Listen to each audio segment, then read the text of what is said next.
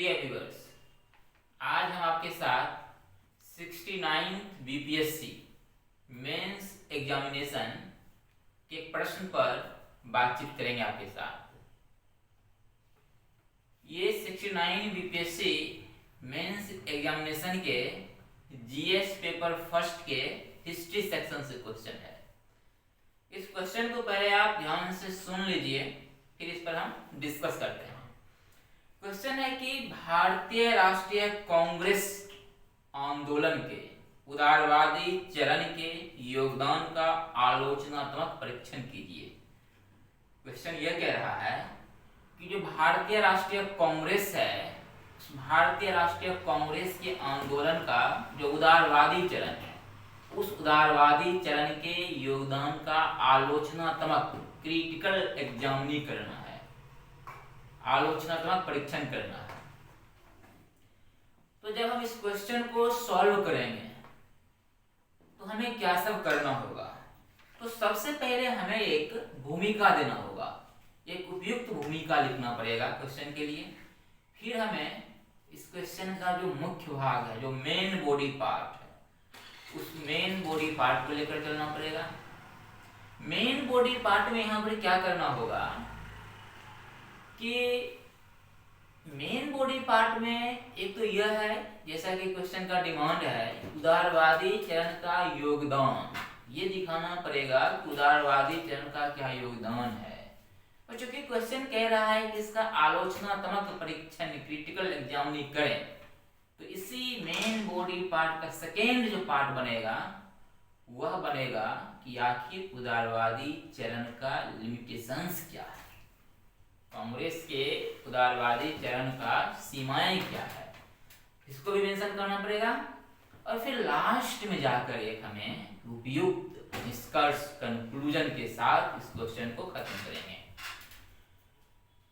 तो हम इस क्वेश्चन पर आपके साथ डिस्कस कर रहे हैं। ये क्वेश्चन 38 मार्क्स में पूछा गया है, 38 नंबर का क्वेश्चन है।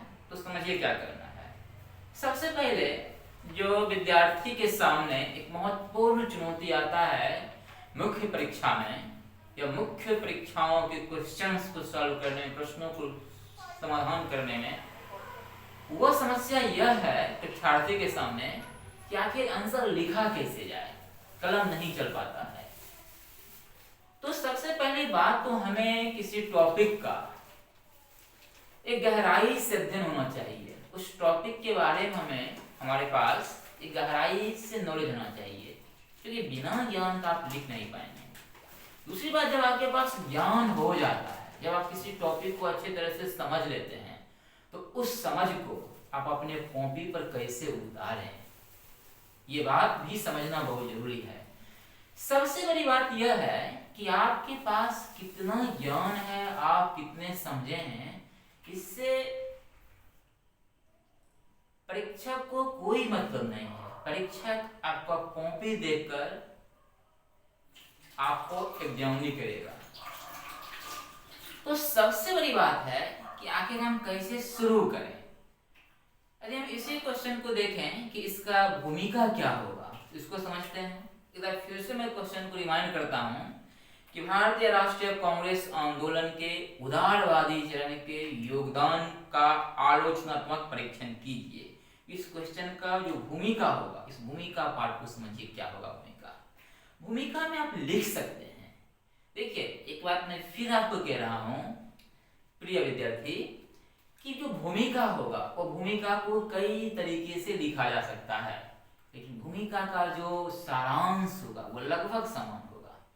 इसलिए भूमिका को हम जो आपको भूमिका बता रहे हैं, हमारे बताए गए भूमिका को आप बदल भी सकते हैं, क्योंकि भूमिका को कई तरीके से लिखा जा सकता है, कंक्लूजन को भी कई तरीके से लिखा जा सकता है। लेकिन जो कॉमन बातें आएगी, वो कॉमन बात यह आएगा कि सभी भूमिकाओं, सभी निष्कर्षों का सारांश जो होगा वो लगभग समान होगा, सभी का उद्देश्य समान होगा। जैसे कि हम अपनी भूमिका आपको बता रहे हैं इस क्वेश्चन को लेकर। भूमिका यह है कि जब मैं लिखना शुरू करूंगा तो आप लिख सकते हैं कि भारतीय राष्ट्रीय कांग्रेस की स्थापना कोई आकस्मिक घटना नहीं था। ये इसमें कोई दिक्कत नहीं है, बिल्कुल सही है कि भारतीय राष्ट्रीय कांग्रेस की जो स्थापना है ये आकस्मिक घटना, एक्सीडेंटल फिनोमेना नहीं है, ये प्रक्रिया के तहत हुआ है। तो फिर आकस्मिक घटना नहीं है तो क्या है? जैसा कि मैंने आपको बताया ये प्रक्रिया के तहत हुआ। फिर आप आगे मेंशन कर सकते हैं बल्कि 1860-70 के दशक के उभरती हुई राजनीतिक अभिव्यक्ति का परिणाम था।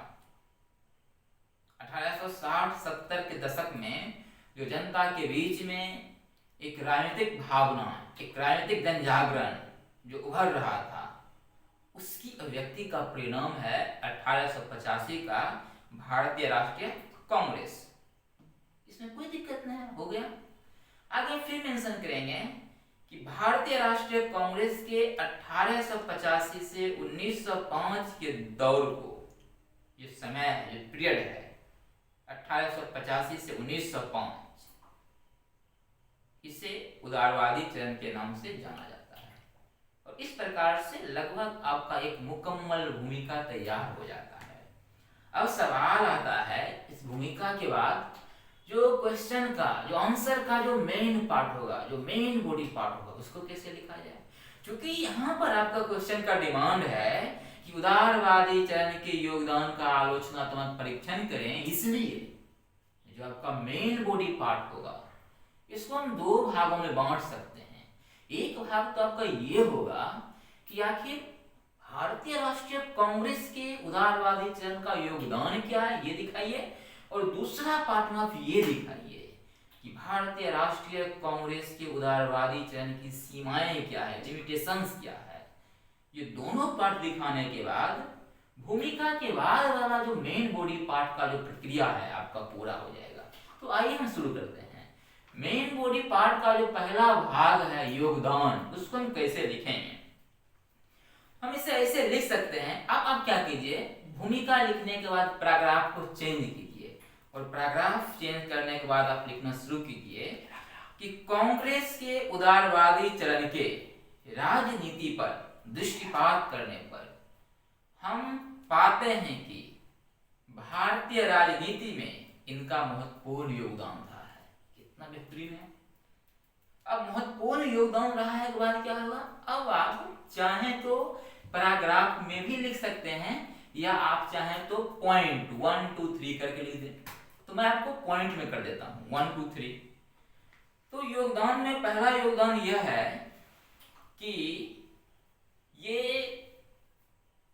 उदारवादी नेताओं के प्रयास से ही 1892 का अधिनियम पारित हुआ।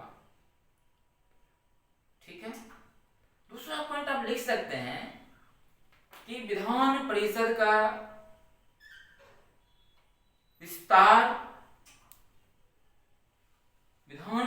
विस्तार किया गया और भारतीय को कुछ मुद्दों पर अपनी राय रखने का अधिकार दिया गया।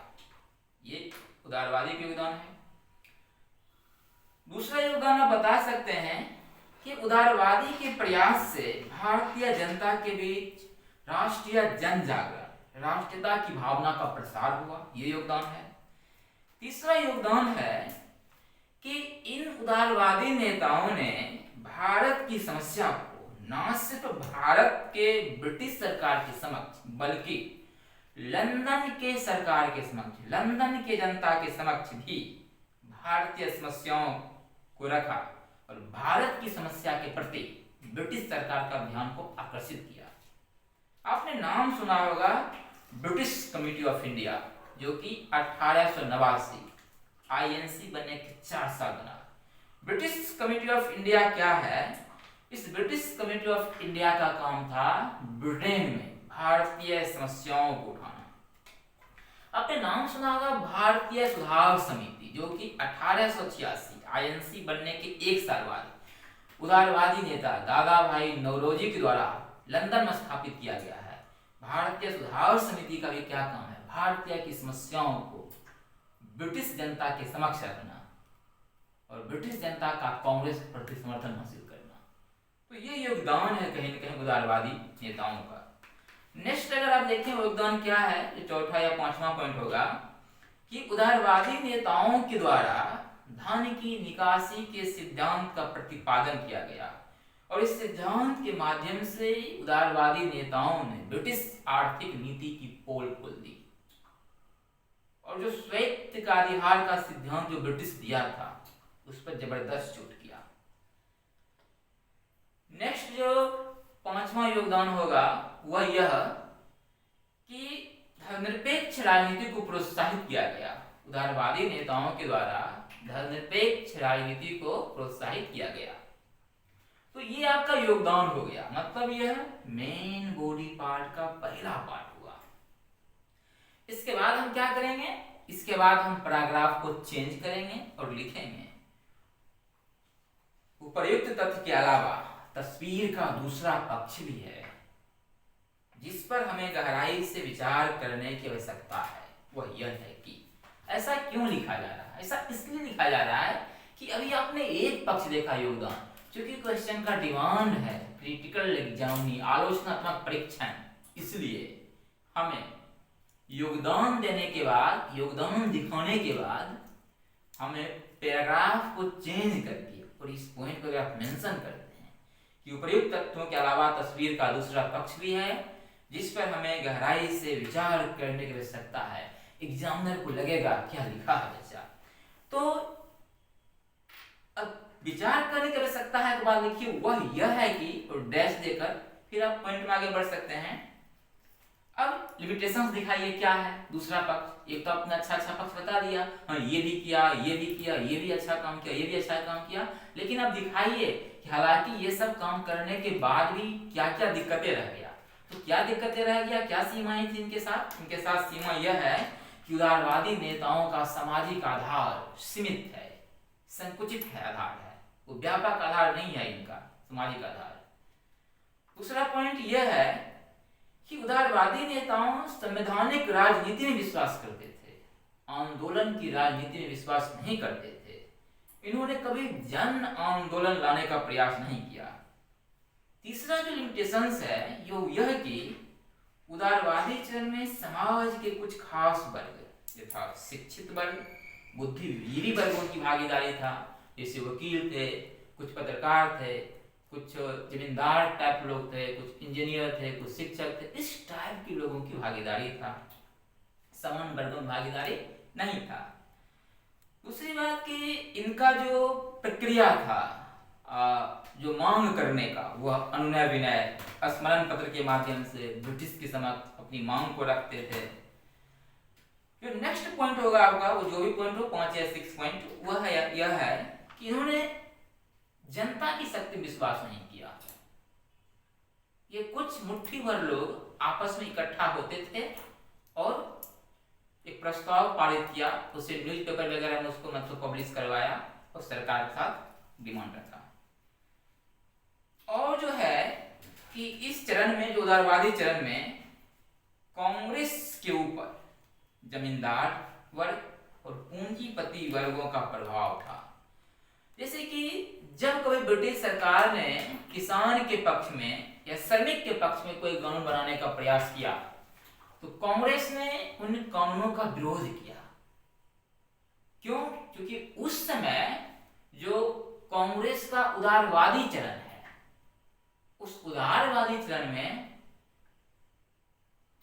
जो नेता हैं उसमें अधिकांशतः जमींदार क्लास से, उच्च क्लास के लोग, अभिजात वर्ग के लोग आए हुए हैं, इसलिए ऐसा हुआ। हाँ, लेकिन एक बात है कि ब्रिटिश सरकार ने जब श्रमिकों के सुधार के लिए कानून बनाया तो कांग्रेस ने उन श्रमिकों के पक्ष में समर्थन किया जो श्रमिक ब्रिटिश बागान मालिक के यहाँ काम करते थे, लेकिन जो श्रमिक भारतीय पूंजीपतियों के उद्योग में काम करते थे उसका समर्थन नहीं किया। ये दोहरी नीति बनाकर रखा। तो ये सब कहीं कहीं उदारवादी चरण का लिमिटेशंस है। अब हो गया आपका मेन बॉडी पार्ट का दोनों प्रोसेस खत्म हो चुका है।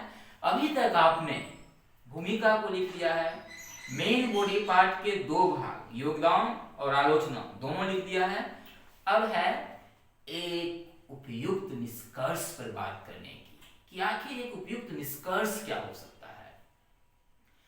जब आप निष्कर्ष लिखेंगे तो आप देखिए, जैसे कि आपने अभी सीमा से खत्म किया है, लिमिटेशन से खत्म किया है, आप लिख सकते हैं, उपयुक्त सीमाओं के बावजूद भारतीय राष्ट्रीय कांग्रेस के उदारवादी चरण के नेताओं ने भारतीय जनता के बीच राष्ट्रीयता की भावना को बढ़ावा देने का प्रयास किया तथा भारतीय जनता को एक समान राजनीतिक आर्थिक कार्यक्रम से जोड़ दिया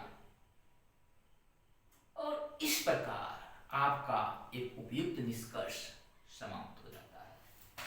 लेकिन विद्यार्थी, अब आपको यहाँ पर ध्यान रखना है, जैसा कि मैंने आपको पहले भी कहा, हमने जो भूमिका को एक एक लाइन में आपको बताया है, वो भूमिका का लाइन आप चाहे तो चेंज कर सकते हैं, आप उसमें कुछ परिवर्तन कर सकते हैं, आपका भी भूमिका सही होगा। लेकिन ध्यान रखें, जब आप भूमिका लिखें तो आप ये समझें कि हम जो भूमिका लिख रहे हैं क्या वह प्रश्न से रिलेवेंट है। मैंने जो आपको निष्कर्ष बताया, निष्कर्ष के लाइन में भी आप चेंज कर सकते हैं, वर्ड में, शब्दों में चेंज कर सकते हैं। लेकिन जब आप निष्कर्ष लिखें तो यह देखें कि आपने जो भूमिका लिखा है, आपका जो मेन बॉडी पार्ट है, क्या उससे रिलेवेंट है। आपका जो क्वेश्चंस है, जो प्रश्न है, क्या उस प्रश्न से संबंधित है, उससे रिलेवेंट है, तो भूमिका आपका सही है। इस प्रकार से मैं आपको ये बताने का प्रयास कर रहा हूं कि आप जो मुख्य परीक्षाओं के जो आंसर हैं वो अलग अलग तरीके से लिखा जा सकता है, लेकिन ध्यान रहे कि जो क्वेश्चन पूछा जा रहा है वो उसी के रिलेवेंट होना चाहिए और क्वेश्चन के डिमांड के अनुसार होना चाहिए। तो आज हम आपके साथ 69th बीपीएससी मेंस एग्जामिनेशन का जीएस पेपर 1 के हिस्ट्री सेक्शन की एक क्वेश्चन डिस्कस किया हूँ। फिर हम नेक्स्ट वीडियो में किसी दूसरे क्वेश्चन पर बात करूंगा।